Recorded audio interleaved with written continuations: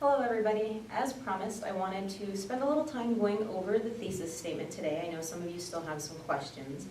I think that any good thesis discussion needs to begin with a discussion of topic selection, because you can't really write your thesis, even a rough thesis, until you have a topic picked. So behind me, you can see I have the 4 questions from our textbook written on the board.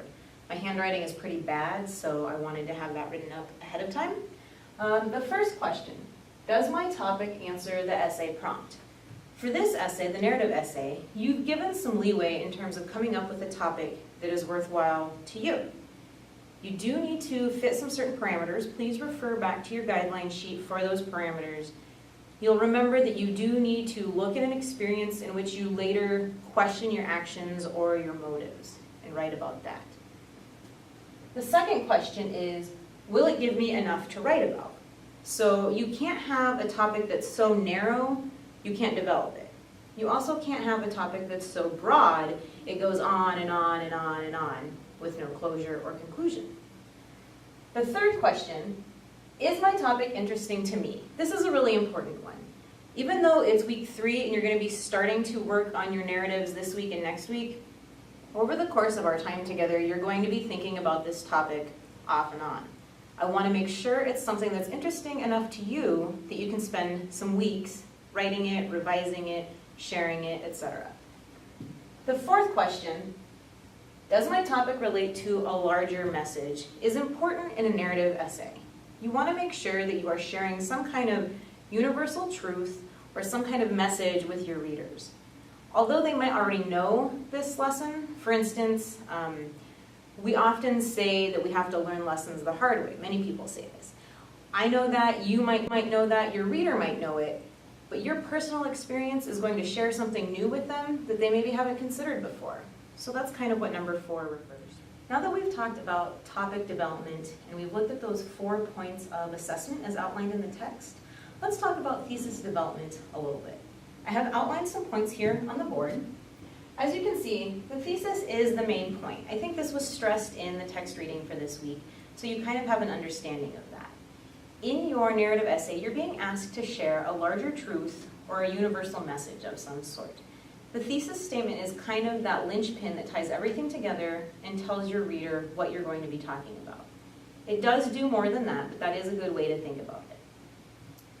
Before we talk about what else a thesis does, I want to go over some of the things that a thesis is not.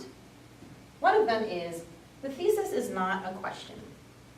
I know some of you have posed some questions in your discussion board this week, and that's a really good way to figure out what your thesis is. By asking questions, you can answer yourself, or your classmates can answer you, and from there, you might be able to find your thesis statement hidden or obvious in the answer or answers.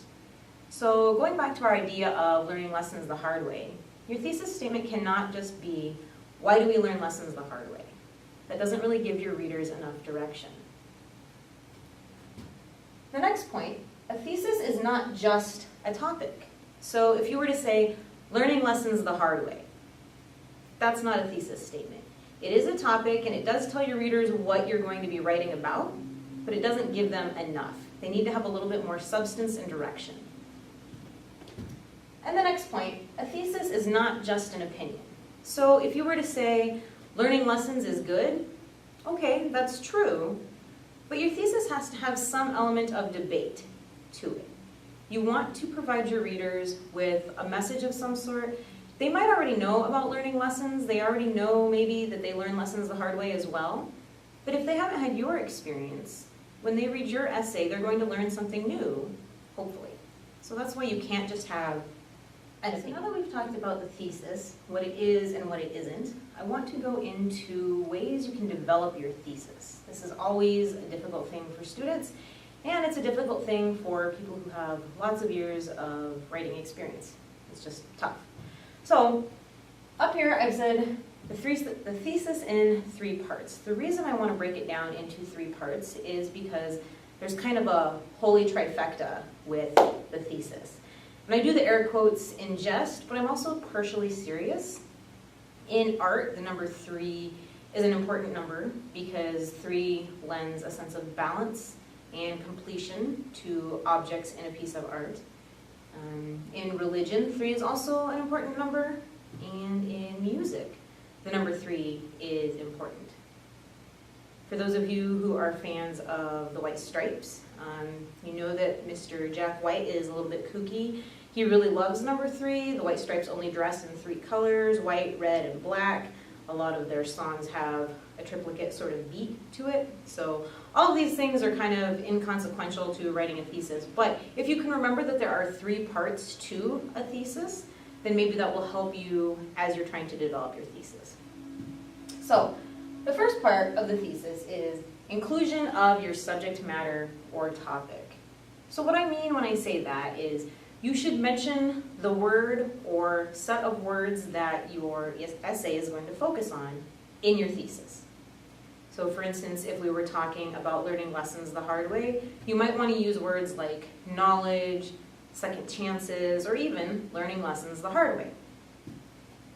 The second point I have here is that a thesis needs to have your viewpoint or your opinion on your topic.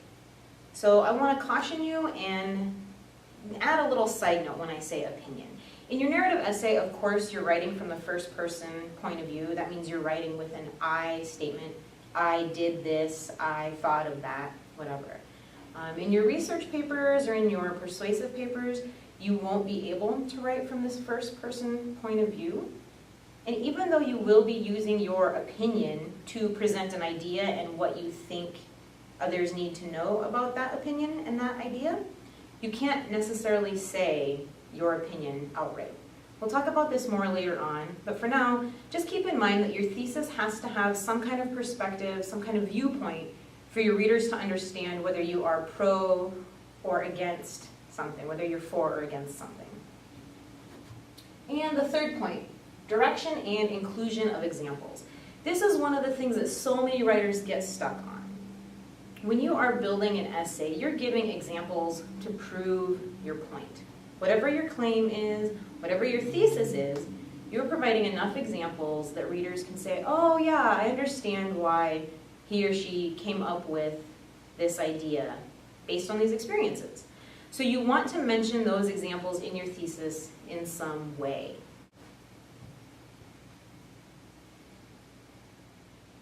Okay, so now that we've talked about topic selection, thesis development, and the 3 components of a thesis, I want to talk about the power of 3 when it comes to the examples in your thesis.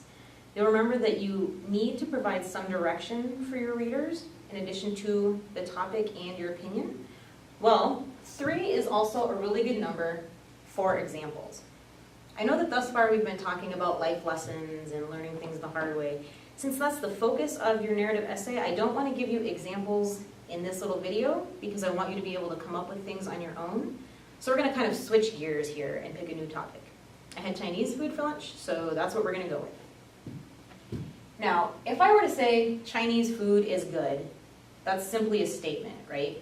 And remember, we cannot have just a statement for our thesis statement.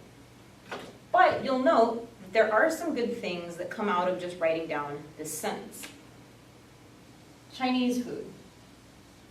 I'm giving my readers my subject matter, right? This is what I'm going to be writing my essay about. I'm saying Chinese food is good. So I'm also giving my readers my opinion. Now the only thing that's missing are my examples that I will be using to support both of these claims or this topic. I've listed some here. You might disagree with me, you might hate Chinese food, but for the sake of argument, we'll just go with this. Now, my first example, I say that Chinese food contains many veggies, right? Or it can contain. If you're just eating rice, then it's just one vegetable. But it can also contain a protein source. That's another good example for why Chinese food is good. And one of the best things about Chinese food, you can eat it hot when you order it, or you can eat those takeout meals in the morning for breakfast before you dash off to work or school. This definitely makes Chinese food a very good option. Now that we've got our 3 examples and our topic and our opinion, let's put it all together to see what kind of thesis statement we can come up with regarding Chinese food. Chinese food is a great meal option because it includes many veggies, a protein source, and can be eaten hot or cold. So, you can see that I've got my topic here. You can see that I've got my opinion here.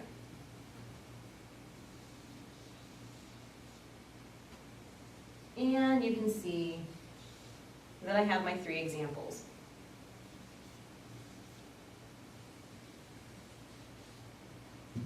All of this comes together in one sentence. And I know some of you have asked whether or not you can have a 2-sentence thesis. For a short paper like this, you do want to stick to just 1 sentence. For many complex, more in-depth research papers, 2 sentences is acceptable, but really getting it down to 1 sentence is the best way to go. Now I know some of you are also thinking about adding some contrast to this idea of not necessarily regret, but of rethinking the way you acted in a certain circumstance. If you wanted to add something like contrast, because that's really what that is, in this case, you could say, despite its bad rap. So the word despite shows that you are contrasting your own opinion, or shows that I'm contrasting my own opinion with that of somebody else's, somebody who says Chinese food is bad. So I hope that helps you as you are working this weekend and the rest of the week in putting together your thesis statement and your topic for the narrative essay. Please feel free to drop me an email, to post questions in the discussion board, and make sure to keep asking questions of your friends and family as you're developing your thesis and your topics. If there's anything else I can help you with this, please let me know. Thanks for watching. Have a good rest of the day.